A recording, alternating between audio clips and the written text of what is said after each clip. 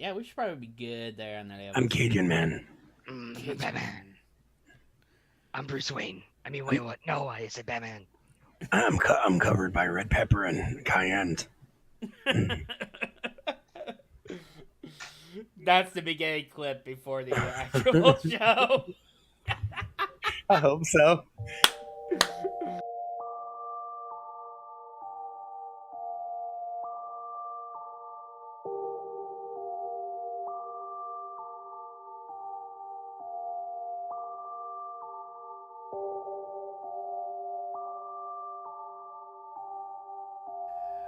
Welcome everybody to Two Sides of the Coin. My name's Will Woolley. I am your host for this evening. I am joined by Ryan, aka Mouse Jones. What up, what up, what up? And also the wonderful Rev. Sup, man. We got quite a list of topics to talk to you guys about tonight, but we got very little time, so let's just go ahead and get on to the first one. Let's see. In the first one, as soon as I can find my list again, god damn it. There we go.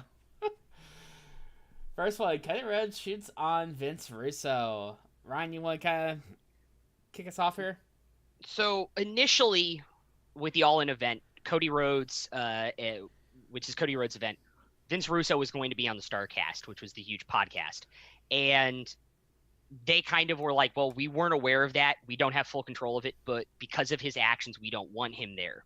In this video, where it gets interesting is he acts like he has had a private conversation with Vince Russo, and Vince has said that Cody does not have a baby face to beat him up as the heel in Ring of Honor, and that's a real problem. Where this gets into it is the character that Cody Rhodes is currently fighting in Ring of Honor is Dalton Castle, which, for those of you who don't know Dalton Castle's wrestling personality, is a very flamboyant homosexual character.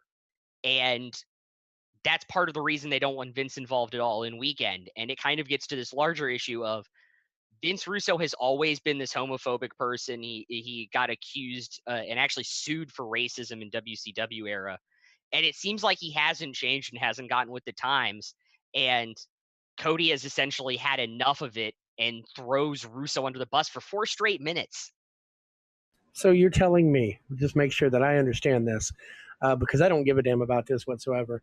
At the end of the day, it's two people that I don't care about in the wrestling business bickering over something that is so primitive and stupid that it's just mind-blowing me. But you're telling me that Cody Rhodes is hosting something, created something, sold out a show for something, and then all of a sudden he doesn't want somebody around something he's doing, and there's a problem. I don't care what I think about Cody Rhodes. I don't care about what I think about Vince Russo. If I own something and I'm creating something and I'm running something, I have the right to decide who the hell should be there. Vince Russo is a homophobic idiot. Cody Rhodes is a decent businessman, horrible wrestler. And that's that. Agreed.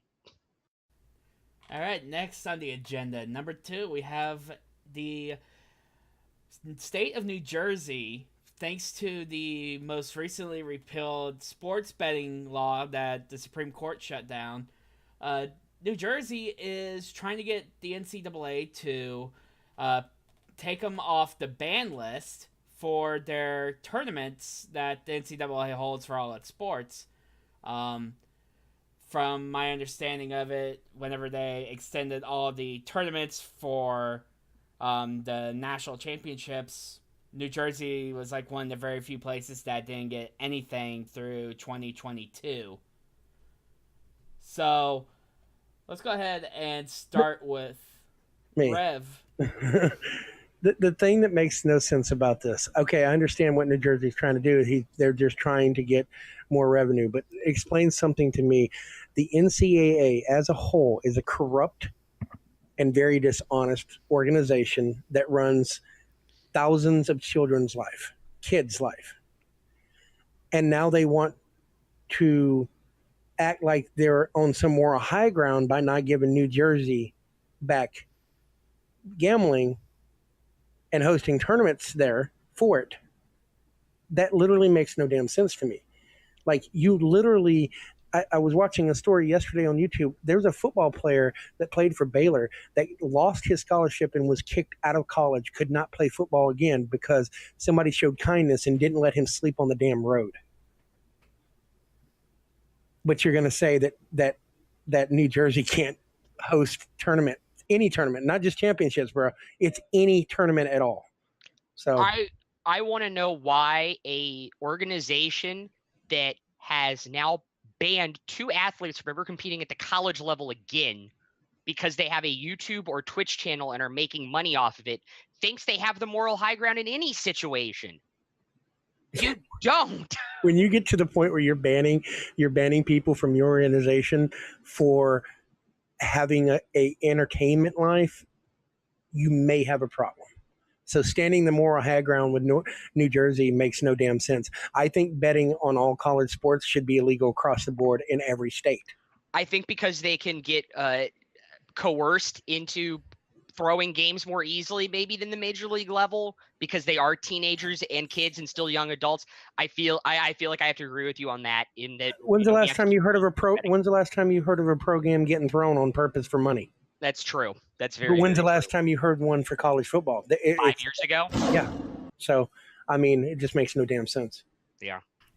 All right, next topic. We have Ryan brought something up about there seems to be an influx of younger players in Major League Baseball. Do you want to lead us in with that, Ryan? It happens every couple of years, but it hasn't happened at this level in a very, very long time. Of course, the Nats called up Juan Soto. He's the first 19-year-old to play in baseball since Bryce Harper. The Braves have Osuna and Albies, who are both 20. You got Gleyber Torres and Devers, who are 21. And you have potentially 4 more 19-year-olds in Bo Bichette Jr., Vladimir Guerrero Jr., Soraka for the Braves, and I forgot the last one, who are all going to come up this year. We haven't seen 4 19-year-olds play in baseball since 1989. There's an absolute youth movement happening in baseball. Teams are trying to get younger all the time, but this is just on an extreme we haven't seen in a while. And even though we have a lot of stars in quotation marks in MLB now, I kind of hope they market these guys as they come up a little bit better than they did, the 2012 class of Machado, Trout, and Harper. Well, the difference is I hate to say this is probably the most talented young group of men to come up, because Soraka would be on it if he wasn't injured. He's on the DL. Yeah. That's the only reason he's not up. Vladdy Jr. will be up in no damn time, like none at all. He'll be up. That he's a freaking beast. Currently batting .430 in Double-A. Really excited to see Soto play. The young Braves. I hate the Braves. I hate the Braves as an organization, but they look good. Like, this is probably the most talented group that's been up in 60 years at once. Because like Ryan just alluded to, Harper and Machado came up, and that was pretty much it in that group. In 89, name one of them. Don't worry, I'll wait. Griffey Jr. That's it. The rest of them is kind of, Juan Gonzalez, of course, was in that group. Yeah, but Juan Gonzalez was nowhere near Griffey. No, of course not. But so yeah, I think this is the most talented in 65 years. I would tend to agree, and a lot of them actually play outfield, which is surprising to me. Yeah, right. Normally, you see the position spread out a little bit more, and it's like outfielder, second base, outfielder. So, topic number 4. So, we're within 100 days of the college football season, getting ready to start, and just brings up the question. Start with Rev. What should we be looking forward to? What should we watch for in the college football realm?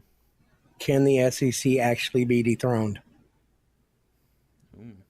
Oh, because Alabama didn't lose a lot, and what they did lose, they replaced with people that was already there, was just as good. Louisiana State, yes. Only time you'll hear this, I'm actually the most unbiased of the group that's on this channel, but LSU is my homer. LSU looks really strong. Auburn looks strong. You saw them last year. Holy crap. Like, who's strong outside of the SEC that you know for a fact is strong? That's true. Yeah. Miami may be this year, That's who I was gonna say. Miami may be better this year. Which I'm excited for because once again, I was raised as a Hurricane fan. I loved the Hurricanes growing up. Like how scary is? Do we understand that we were watching Saban create a dynasty without it being called a dynasty because he's in the SEC? Like his defensive lines could play against some of the offensive lines in the NFL and win. And you see the defensive players getting drafted from that line in the first round every single year too. So yeah, it's just that's the thing that I'm waiting for. Can the SEC actually be dethroned? Because I want to be a homer for 10 seconds here. Okay. Virginia Tech had 11 freshman starters last year and did what they did. I would love to see them build upon it and get back to where they were when they had guys like Michael Vick and D'Angelo Hall, but more than likely not going to happen. But it's still something. The only reason it's not going to happen is because Florida State and Miami strong again. Yeah, exactly. That's the only reason. Yeah. I'm just going to be a homer real quick. Big Ten country, the only two teams that could ever possibly have that happen. Still don't think it'll be happening, but Ohio State and maybe Michigan State still. Yeah, I was about to say if you're going to pick another one, it has to be Michigan. Yeah, but even then, Big Ten football has just not been on that level in years. No. So. And there is no other divisions, no matter if they think they are or not. Yeah. All right. Topic number 5, we have the Penguins GM, the Pittsburgh Penguins GM, calling out Wilson from the Washington Capitals for not fighting, who was, like, oh man, I gotta find Tom Wilson. Yeah. In the game he was suspended for. Oh, for breaking the jaw? Yes. Yeah. Okay, so this is kind of unusual for me to actually see a GM call out a player for not fighting, but what's going on with this story? So the actual quote is, when Jamie Oliskiak challenged Wilson, he couldn't run away quick enough to get away from him. Wilson landed an illegal check. It broke Zach Aston Reese's jaw in 2 places. It was a terrible hit. After the series was over, because the NHL didn't want to contact Wilson, apologized, et cetera, et cetera. Rutherford the GM had a problem with that because he believes Wilson is the type of player that should have to pay for those mistakes and be the goon and be the guy who takes the fight, and that he didn't want the fight in Game 3. And to me, it is just a GM who doesn't necessarily know where his team is. Like, Wilson's not going to take that fight. He's playing on a top line right now. He's not going to fight with your 4th line guy who's not a PKer. It's just so ridiculous on so many levels for a GM to say, hey, you didn't fight my guy and injure another one of my players. I have a better reason why Wilson didn't do it. Go for it. Wilson knew he was going to the Eastern Conference Finals. Getting suspended for a fight after breaking somebody's jaw, kind of fucking stupid. Yeah. It's actually that simple. He knew. Everybody on that Caps team knew. There may be some fans that may hear my voice for the first time say this. You Capitals fans are fucking miserable. But holy shit, your team knew they were going to the Eastern Conference Final. And I would bet that Ovi knew as soon as the game 7 started against Tampa Bay, they knew it was over. So like, why would Wilson get himself suspended for no reason? Yeah. You're literally fighting a nobody on a team that you're about to eliminate. Yeah. The end. Next up, topic number 6, we got Brett Favre. I guess he did an interview where he talked about some of his addiction problems and going to rehab during off season. Rev, you're the one that linked this story. What's going on here? He it seems like this is a time where people are coming forward and saying things that happened to them. I don't know if you heard this, Wooly, but Dale Strawberry used to say that he used to go into the tunnel and into the dugout, into the clubhouse during the seventh inning and have sex and do cocaine. And I don't know if that's true, but that's what it seems like this is happening. So if you take him at his word, Brett Favre goes from a decently good quarterback that deserves to be in the Hall of Fame to possibly the greatest quarterback in the history of the league. Because if you take 14 Vicodin a day and win an MVP, what were you going to do sober? Because Vicodin takes your facilities away. It does not let you play. No. You don't play like a normal human being. Like, as somebody that had a substance abuse problems with pills, I can tell you 14 Vicodin a day, that's kind of impressive with the stats he was putting up in 95. I don't know what else to say. That is absolutely incredible that he was doing that on painkillers and alcohol. I think it's incredibly important that he's come forward to talk about it, because substance abuse problems are at the head of a lot of what's happening with NFL players now. Yeah, and if I could jump in, it's not just NFL players. It's a lot of sports, especially the high contact sports, like, you know. Oh, a really famous enforcer in hockey who played for the Kings for 10 years was found homeless in San Diego because of his drug and alcohol addictions. And he made millions of dollars during his career. So it's incredibly important that somebody as popular as Brett Favre comes forward to talk about it, because maybe athletes will. It'll help. It'll help. Yeah, it'll help other athletes come forward and maybe get the help they need. Mm-hmm.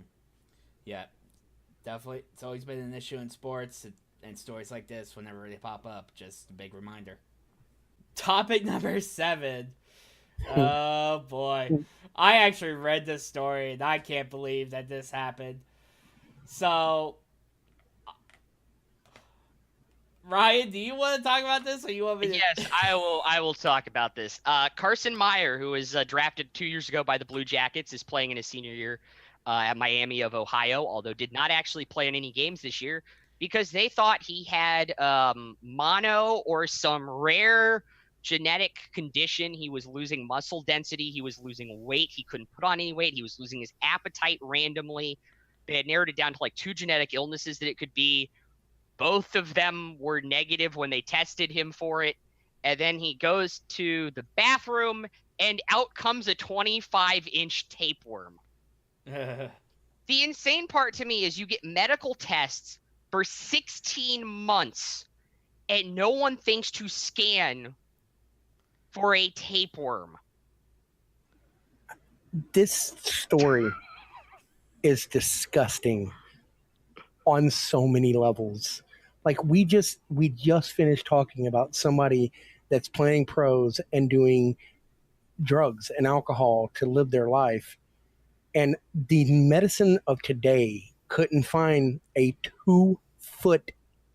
Oh God, I'm not even gonna. Yeah. No, you can say it, because that's disgusting. This is a professional player. This is not somebody that is like me or you that's listening to a podcast. This is a professional freaking player. This is someone who thought he was, even though he was drafted, was not going to be able to go to the NHL because he was going to be diagnosed with one of these illnesses. Yeah. This is a guy whose life was on the line, and they royally messed up the diagnosis here. 16 months, they didn't find a tapeworm. Yeah. I will say I did read in the article that he is trying to transfer again next year from the NCAA. Yeah. Because of this royal screw-up. So yeah. Hopefully he gets it. He should. Yeah, he should. He has applied for a exception to the NCAA to be eligible next year. He's a decent player. He was a decent player, so we'll see. Yep. All right. All right, next topic we have Brantley, a former Buccaneer, I believe. Yep. Had an Alzheimer's diagnosis. Rev, you want to talk about the story, if you would, please? Scott Brantley, as you guys know, I am a diehard Buccaneers fan. Scott Brantley was one of the first Buccaneers I recognized as a child, because he retired in 1987.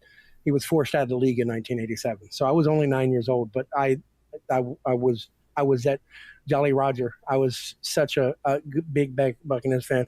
He only played in 114 games. And I think he had 8 interceptions and 5 sacks over his entire career. He's not a great player, but to find out that somebody that was a outside right linebacker, okay, at 60 years old is going through Alzheimer's, and he thinks it's because of the concussions and the stuff that happened to him in professional football. It's heartbreaking, because like maybe that's why his career cut short. Because I mean, if you think about it, 80 to 87 is not a long career. It's really not. 7 years. And people can't say, well, he played on the bad Buccaneers team, because 81 and 82 they made the playoffs. Yeah, they were bad the rest of the time, but 81 and 82 he was on a playoff team. And like it's really sad to hear this, because I'm like, this is one of the original guys that I got. Him and Hardy Nickerson are the two boys that I remember from the Buccaneers back in the day that got me hyped to be a Buccaneer fan. And so this is heartbreaking for me personally. Unfortunately, this is becoming way too common with football players. 55, 56, 60. They're being diagnosed with Alzheimer's, with dementia. There was a player recently, I saw a thing on ESPN about him, who played for the Browns, who couldn't recognize his own face in the mirror. He has dysplasia at 55. These concussions and these things these guys do to their bodies are shortening their lifespans dramatically for a game. And where does it end? And when you have 2 strokes in 2008, 2 in 1 year, like, it's just heartbreaking. And my thoughts and prayers are with the dude, because like I said, he and Nickerson are the reason I am a diehard Buccaneers fan. I have a freaking tattoo for the team. So like, I hope you well, man. I hope you well. Yeah, that stuff to hear. And if you are playing the sport, or have someone you know playing the sport, I mean, those are the type of stories that make you extremely worried for whoever's playing it, whether it's your kid or family member. I know that we're over time, but I got a question that I want to pose to you two, and I'd like a sincere answer. Why do you think it is that you don't hear this many problems coming from boxing?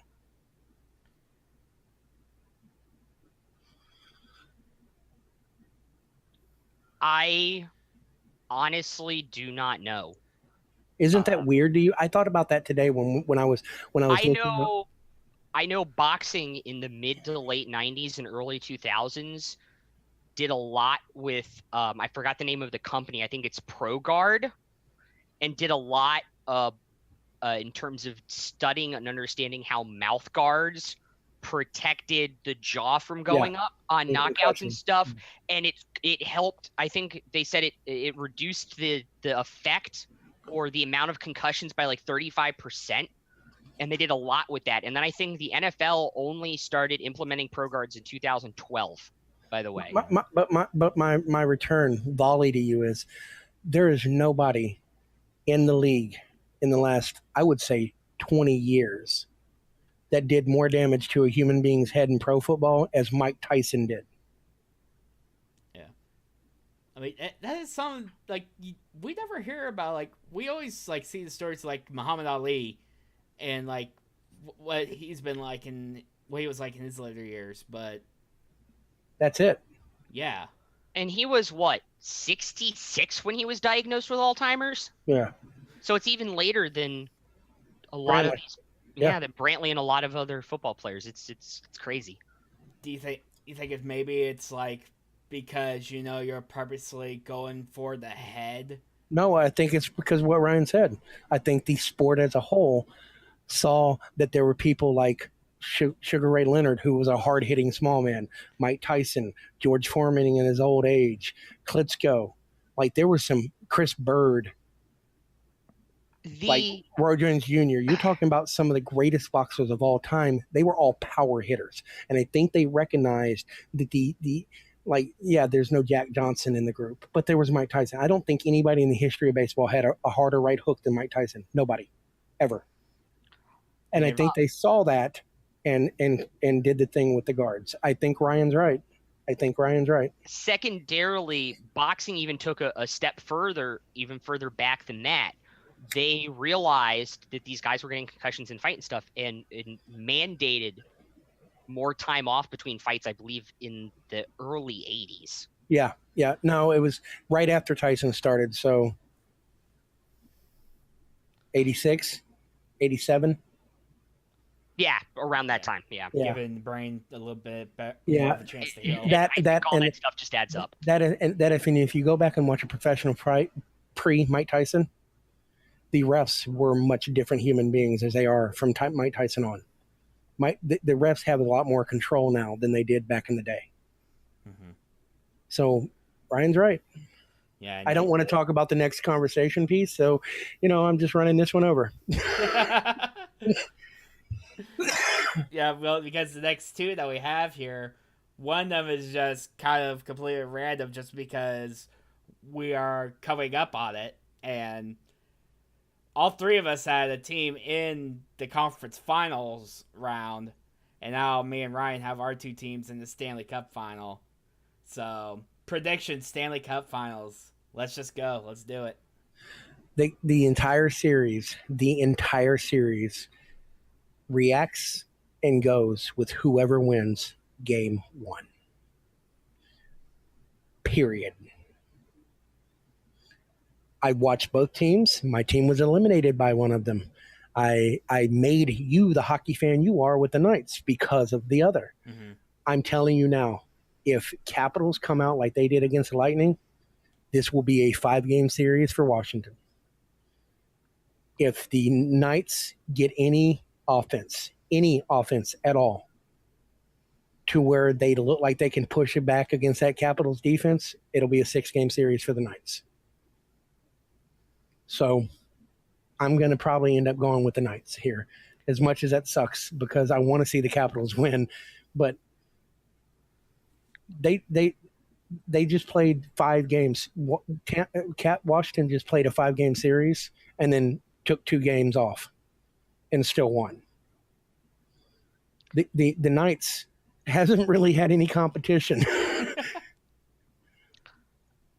Well, the funny thing about the Knights' runs have been so far is, I can't remember if it was the Kings series or if it was the Shark series that they had, but it was every game was decided by 1 goal, and they were all low-scoring games.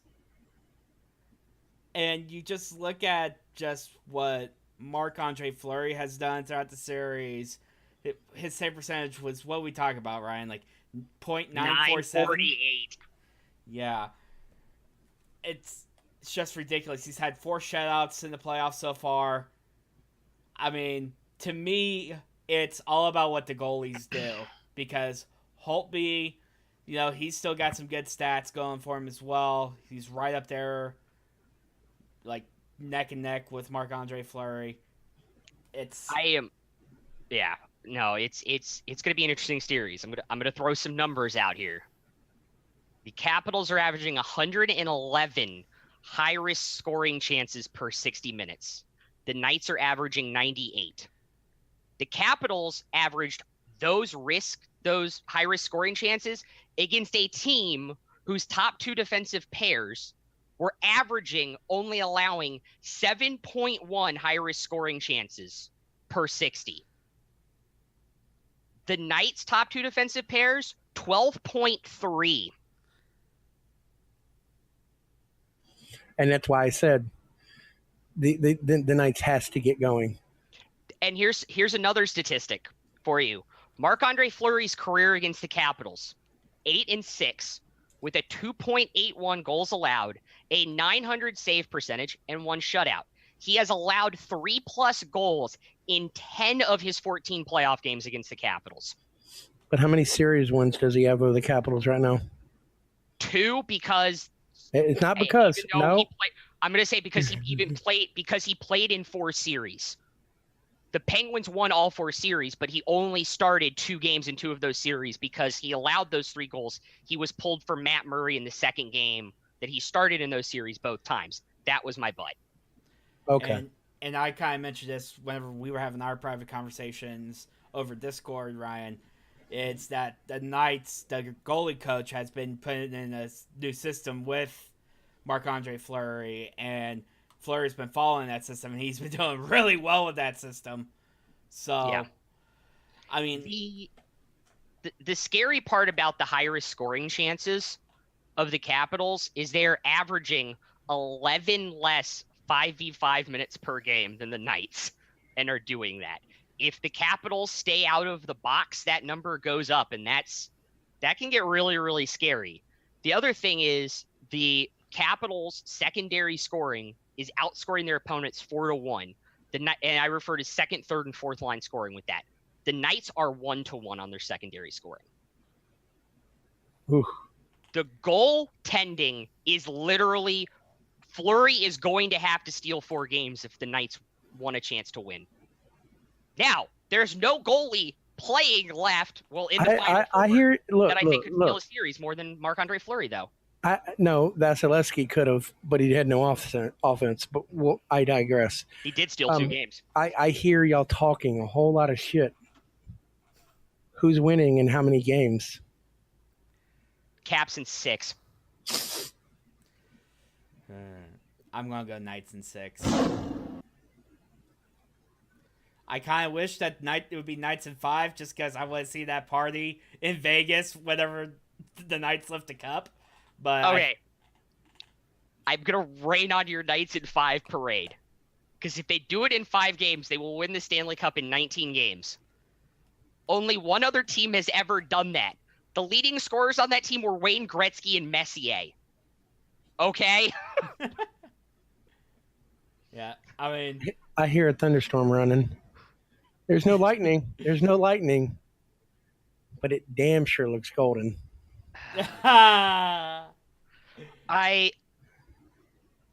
don't know. I said it in the last series against the Lightning. I think Ovi just sees the light at the tunnel now, and he played one of his best complete games I've ever seen. I want to see it, dude. Look, I want to see Ovi win. I just. There's the magical story of the Golden Knights, though.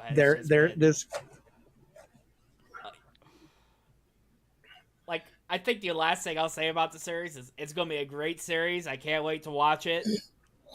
And I'm going to cheer for the Knights, but God, it's going to be like edge of your seat every single game. I'm lucky because 2 series in a row I get to say I win either way. All right. I don't know. It's Ovi. It's Ovi in the Cup Finals. It's something I didn't think I'd honestly ever see, to be fair. I told you it would. I don't know, but I don't know. I don't think you get between Ovi and a cup at this point now that he's there. Well, we'll just wait and see. We're gonna wait Monday at 8. Yep, Monday's game 1. So now the big one. Everyone's talked about it. Everyone's either happy about it or absolutely just 100% filled with rage about it. The NFL has adapted a new policy over the anthems, the kneeling that was started by Colin Kaepernick. All the, it's been talked about in the past, how all the fallout and all the, BS that the NFL has been getting for letting Kaepernick kneel. And they've now had their meetings with the team CEOs, and they have decided to put forth a policy that the players must stand for the anthem. If they refuse to stand for the anthem, then they must stay in the locker room. Yeah, like, who wants to go first on this one? Because shut up, boy, and do what I tell you. Yeah, that's pretty much it. am going to go first because I am probably a lot more mad about this than Ryan is. I purposely, for the people that know me, have not been cursing a lot because I want to turn over a new leaf and move forward. Know that my next 2 minutes and 50 seconds is going to be fuck the NFL and every fucking thing they fucking stand for, these fucking clowns. How the fuck do you have a meeting with all of the owners and some of the owners telling you they don't want to do this, and then you come out and say this is the fucking law when you didn't vote? Unanimously, too. Here's my problem. I actually had a change of heart today. Part of me is kind of okay with how they did it. You literally just told every black athlete in every sport that if an owner wants to own you, you're owned. And that's fucked up. And the problem I have with that is do you know that there's rules in the NBA against protesting the anthem? Wooly, I'm asking you, the casual sports fan. Did you know there's rules? I only heard about it today. Today. These rules have been put in place. You know why they were put in place? Because the players agreed to them. And the NFL is not giving the players a choice. And that to me is disgusting. Look, it's the same thing. If you go into work and you want to protest something at work, there's a good chance you're going to lose your job. Mm-hmm. And I understand that group of people that if they watch this, that's what they're going to say. But I also understand that it's been a rule at the job that you have for years. It's nothing new. The NFL is how old, Ryan? 100? No. The NFL is the NFL technically started in 1953, but I'm talking about professional football is over 100 years old. Yeah. When did they start doing the anthem? 2002. 2003. The contract with the United States Armed Services was 2003. Okay. So I may have cut into your time, Ryan, but Jesus fucking Christ, you can't have a company that's 100 years old and then all of a sudden change the rule without asking the people that work for you. I'm going to get so much trouble to use here in a few seconds. The NFL is losing revenue because they are a homophobic, sexist organization. They have no problem with the guy who beats his wife into oblivion, but they have a problem with a player and force him out of the league into the CFL because he's gay. They do nothing to Ray Rice until the video comes out.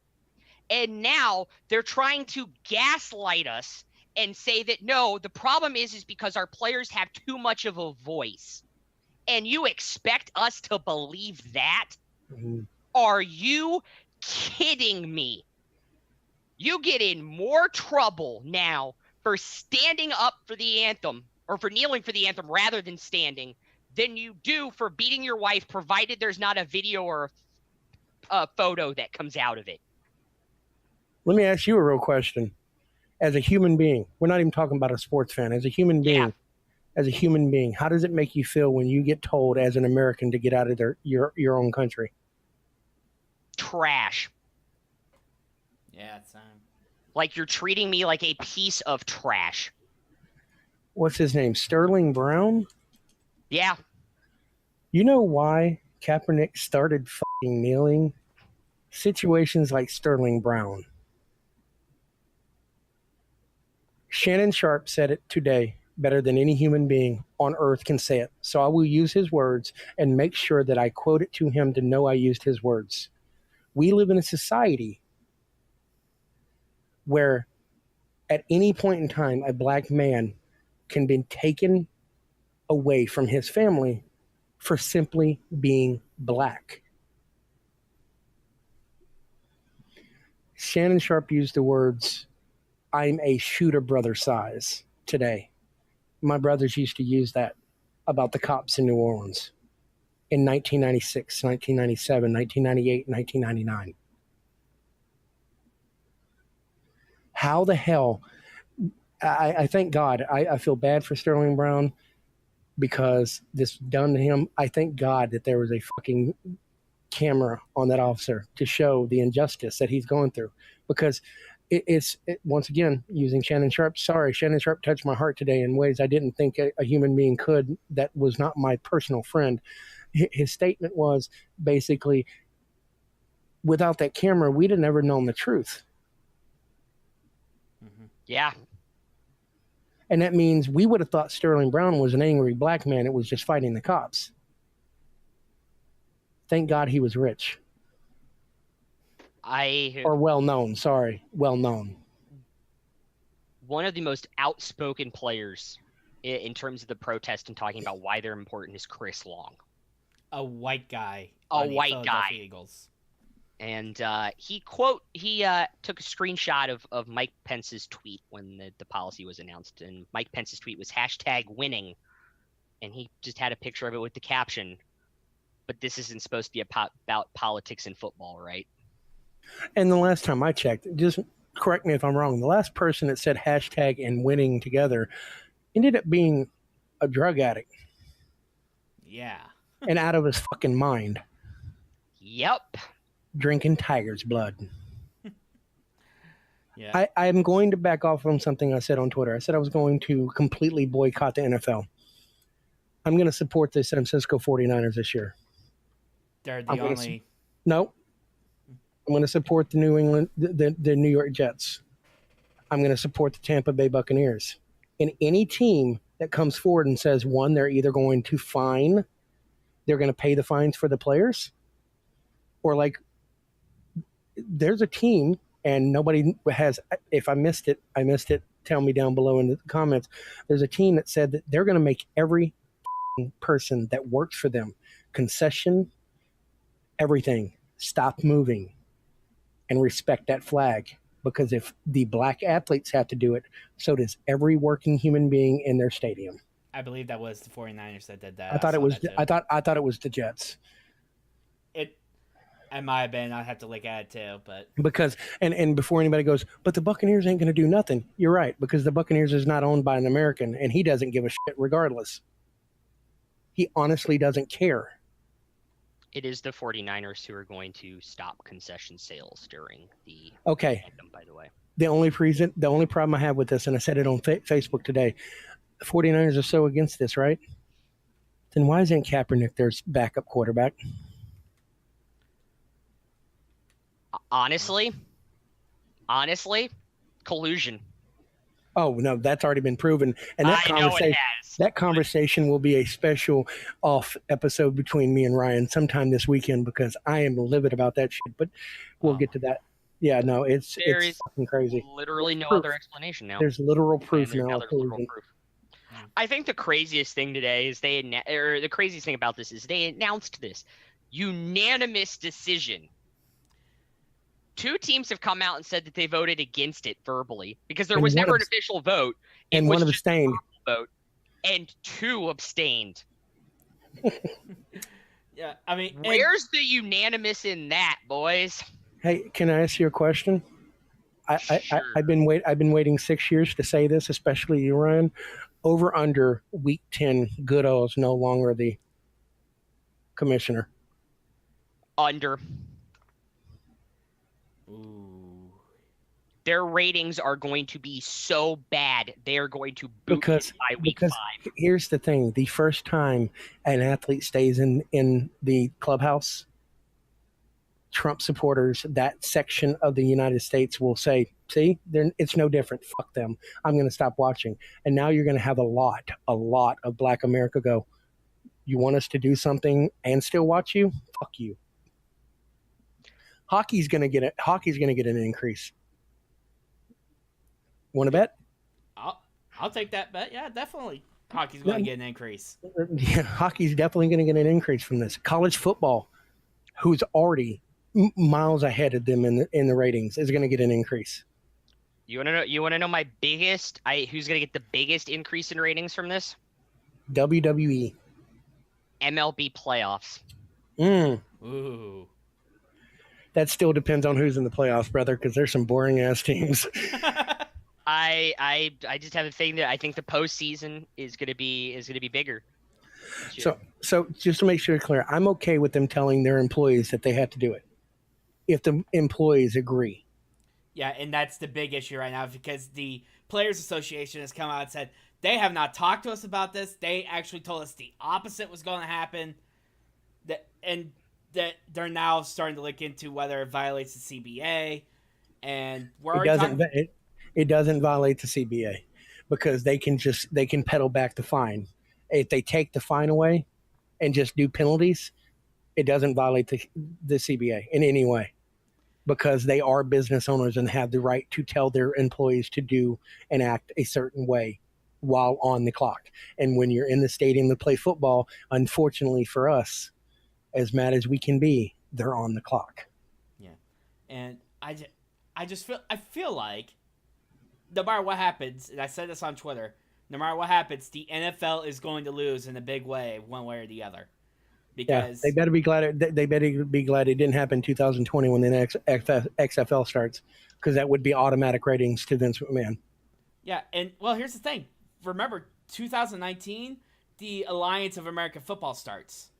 Yeah, and that they might start getting some traction just because of this and how close is the owners really willing to throw their 79 or 81% workforce under the bus to make some people happy, but not all?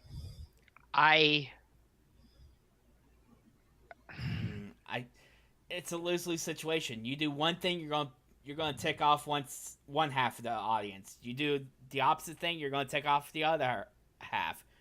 And they don't win in any way. You're going to see ratings drop even further than what they have been.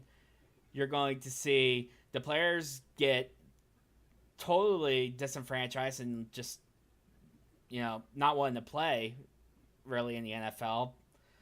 And we're talking about two new organizations that are going to be starting up in the next 2 years that they can go to say, hey, I get a paycheck playing football with these two other leagues, and they don't have these kind of, backwards rules. Why should I go here? Oh, and the kneeling for the thing will be a rule in WWE.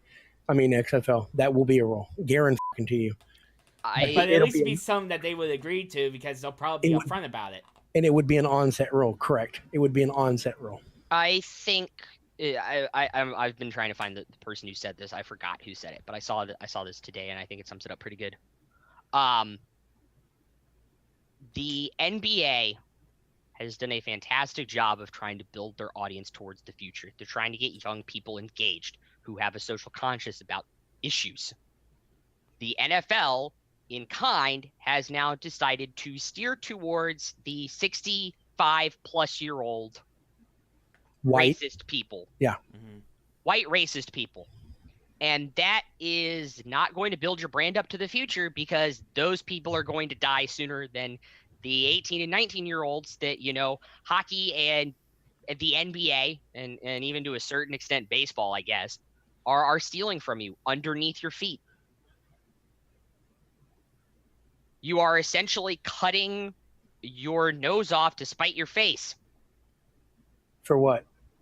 To appease people that are not who you need to appease in this if you want to continue to have the ratings and the success on the television ratings that you're currently having. It's whole situations. Besides the ratings, I would love to see what happens with things like NFL Red Zone and Sunday Ticket and all of them took hits last year. Yeah, and what's to say that they're not going to take even more? Oh, they are guaranteed. Yeah. Guess who won't own Red Zone this year? Rev. You damn right. Yeah, that's what I thought. I think this is a perfect time to point this out. DirecTV has seen an 18% drop in Sunday Ticket. No, it just DirecTV itself. If that's any indication as to who's not going to get Sunday Ticket.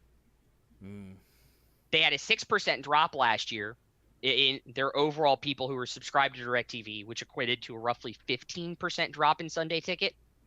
They're down 18% this year. What's that going to tell you going forward? You're looking at a potentially 36 to 42% drop in Sunday ticket. And like I said, they have the right to do it. They just did it the wrong way. Yeah. Yeah. Absolutely. Because I think I hope, God, this is going to make me feel foolish. I would hope that at least half the owners sees this is wrong. Why not let them do? Okay, you want an easy fix before anybody goes, well, how do you fix it, Ralph? Here, gotcha. You know that thing they did with the cleats last year? The cleats last year, man. See, that's how I know you don't watch football. Last year in 2 weeks or 1 week, it may have been only 1 or 2 weeks. They let any player put anything on their cleats for a charity of their choice. Why not let them do that all year long? You want to make them stand? Let them be social activists while they play. Because I guarantee you, and I mean actual charities, actual tax bracketed, real life charities. Let them do that all year long. Let the players, because I feel that it's weird. We live in a society right now where everything's in the open. Everybody can say and do what they want on social media and act any way they want. And that's okay. But the NFL is less personable than it was in the 90s and the early 2000s. Other than Richard Sherman, Ryan, Wooly, other than Richard Sherman, name somebody that stands out to you that plays now.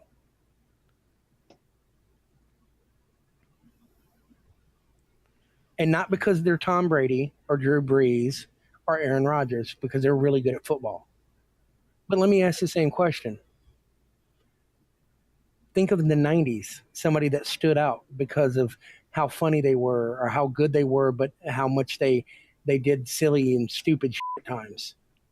I mean, in the 90s, Shannon Sharp and Deion Sanders. Shannon Sharp, Deion Sanders, Michael Irvin. Yeah. Like, I can go on if you want me to.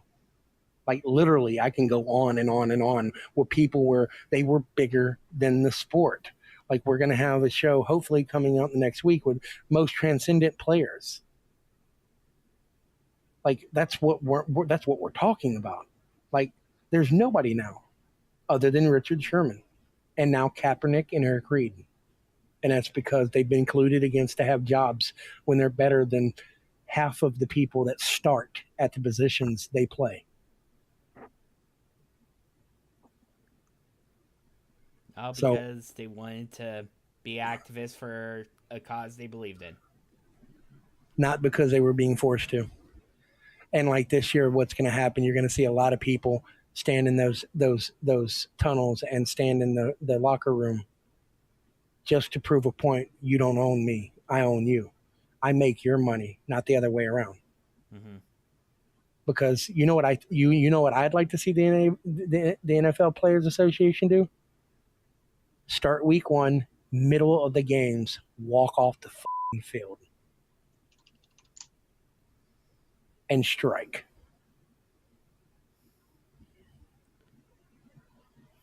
And I'm talking about literally in a game, walk off. Like halfway through the first quarter, like on a second down. Halftime. Go in for halftime and never come out. Ooh. Because you'll have a bunch of players show up on the outside. They will not have enough to finish games.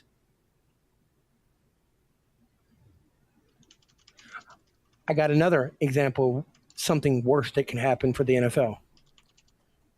What if Tom Brady takes a knee? Oh, sure. What the heck are they going to do? What if Aaron Rodgers takes a knee? What if they're what if J.J. Watt takes a knee? Oh, I could actually see that one happening though, brother. Like Yeah. I can see that one happening. Watt's about done with this country. And not like he wants to leave. He's just done with this shit. Right. My big one is what happens if Donald what happened if former Donald Trump supporter Tom Brady takes a fucking knee? He's already arguably one of the greatest quarterbacks of all time. Mm-hmm. He has as many Super Bowls as some of the greatest players of all time. Right. He doesn't get along with his coach. Yeah, like He has nothing to lose but to stand up for his other teammates, which he's been doing his entire fucking career. Because if you tell me, if you look at the top 10 played quarterbacks in the league, who should be number one? Who is number one? Tom Brady. Tom Brady. No. Kirk Cousins is number one paid quarterback in the league. Sorry, I misheard you. Yeah, Kirk Cousins. No, Matt Ryan. Oh, Matt Ryan now. Sorry. Apologize. Tom Brady's not even in the top 5, guys. He's been giving up for his team his entire career. And when you get older, you'll realize when you both get over 30, you'll see it. That fuck it just kind of happens. One day you're like, I care. No, I don't. I really don't. What are you going to do? Suspend me? Are you going to fine me? You blame me for flattened balls. You blame me for Russian Oh wait, no, that's another Spygate. Sorry. Although to be fair, he was suspended for destroying the cell phone, not the You blame me for breaking my phone. Right. For all those people that listen there, all that shit, come the fuck on, man. You think that the NFL likes Tom Brady? They've been trying to bury his ass for years now. Because with Tom Brady, there's no parity in the NFL. Fact. And that's what I want to leave it with. What happens if Tom Brady kneels? Yeah. It's a good place to end it there. Yeah, so we'll leave you with that question in the comments, folks. Let us know. And for Ryan, for Rev, and myself, thanks for watching Two Sides of the Coin. We'll see you guys next time.